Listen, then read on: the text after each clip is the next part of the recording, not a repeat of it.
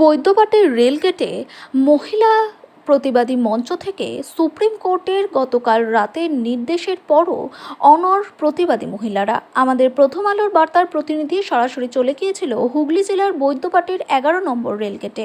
আমাদের চ্যানেলে সরাসরি দেখিয়ে দিলাম সুপ্রিম কোর্টের প্রধান বিচারপতিরা নির্দেশ দিলেন জুনিয়র ডাক্তারদের আগামীকাল বৈকাল 5 ঘটিকার মধ্যে কাজে যোগদান করবার জন্য। শুধু তাই নয়, আমরা এটাও দেখিয়ে দিলাম রাজ্যের মুখ্যমন্ত্রী মমতা বন্দ্যোপাধ্যায় তিনিও ডাক্তারবাবুদের কাছে অনুরোধ করলেন কাজে ফিরে আসার জন্য। এইবার দেখা যাক ডাক্তারবাবুরা আজ তাদের কর্মকাণ্ড নিয়ে বা মানুষের সেবায় ব্রত হয়েছে কিনা।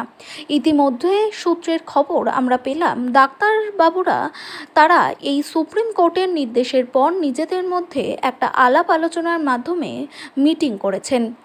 সুপ্রিম কোর্টের প্রধান বিচারপতিদের নির্দেশ সত্ত্বেও আগামীকাল রাতে বিভিন্ন জায়গায় উই ওয়ান্ট জাস্টিস ফর আরজি কর এই আওয়াজে বিভিন্ন জায়গায় মশাল নিয়ে তারা প্রতিবাদ করছে। আমাদের প্রতিনিধি ক্যামেরায় ধরা পড়ল বৈদ্যবাটীর 11 নম্বর রেলগেটে। সেখানে প্রতিবাদী মঞ্চের মহিলারা তারাও কিন্তু কাল রাতের 9টার সময় রাস্তা জুড়ে অভয়ার একটা কাল্পনিক ছবি নিয়ে তার পাশে মোমবাতি জ্বালিয়ে মহিলাদের হাতে প্রতিবাদ উই ওয়ান্ট জাস্টিস ফর আরজি কর এই আওয়াজে বৈদ্যবাটী এলাকায় ওই আওয়াজ ছড়িয়ে দিল। বৈদ্যবাটী 11 নম্বর রেলগেট থেকে রিপোর্ট অমল চ্যাটার্জির, প্রথম আলোর বার্তার পর্দা থেকে। সঙ্গে থাকুন, ভরসা রাখুন।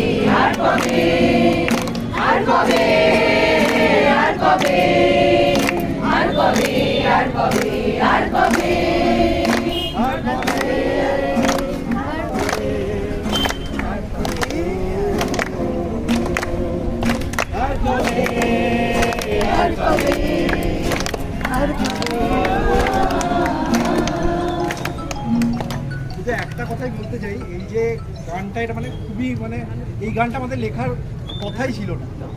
এই আর যেন আমাদের বোনেদের বা ভাইদের সাথেও এইরকম কোনো নির্যাতন যাতে কোনোদিন না হয়।